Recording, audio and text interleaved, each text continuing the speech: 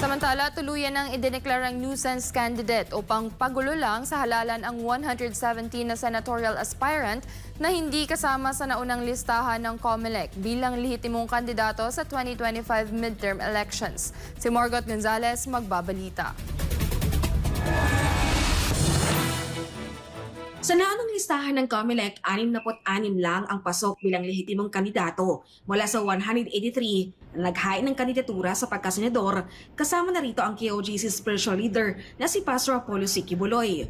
Ang 117 natitira, pinadideklarang nuisance candidates o pampagulo lang ng COMELEC Law Department na kinatigan naman ngayon ng dalawang dibisyon ng komisyon, batayan sa anunsyo ni COMELEC Chairman Attorney George Garcia. 170 na po yung na-resolve namin.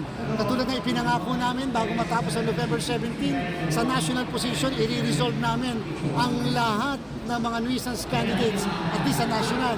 Ngayon po, sinisimulan na namin ang local at hopefully sana nga bago matapos ang Nobyembre, matapos naman namin yung mga local nuisance cases.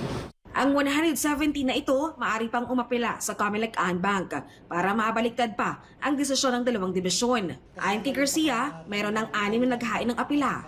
Sakalit hindi pa rin sila makakalusot sa COMELEC Bank, ang kanilang huling remedyo ay ang pagpunta sa Korte Suprema. Asahan niyo po hanggang sa susunod na linggo, i-resolve namin yung mga motions for reconsideration.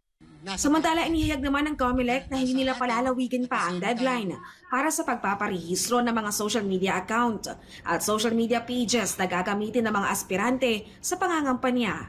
Sa resolution ng komisyon, hanggang December 13 lang ang registration. Kasama sa mga dapat nilang may paalam sa komisyon ay kung gagamit sila ng artificial intelligence sa pangangampanya. Wala po tayong extension ay gagawad. So again, kung ayaw nyo matanggal yung mga post ninyo o ayaw na ma-delete halimbawa ng mga platforms, kailangan iparehistro. Kapag lumabas sila nga later on bilang kandidato sa social media, kinakailangan sabihin nila kung gumamit sila ng artificial intelligence, gumamit sila ng deepfakes at dapat i-reveal nila yung mga bagay-bagay na yan sapagkat kung hindi, ipapatake down namin yung mga post na yan. Muli namang nagpaalala ang COMELEC chief na sa kanilang binagong patakaran, hindi na kailangan ng mga pribadong individual na magparehistro ng kanilang mga social media pages o account para makapagpahayag ng suporta sa mga tatakbo sa halalan. Ang regulasyong ito ng COMELEC ay para na lamang sa mga kandidato, political parties at kanilang mga authorized representatives. Para sa Diyos at Pilipinas ko mahal, Marco Gonzalez, SMNI News.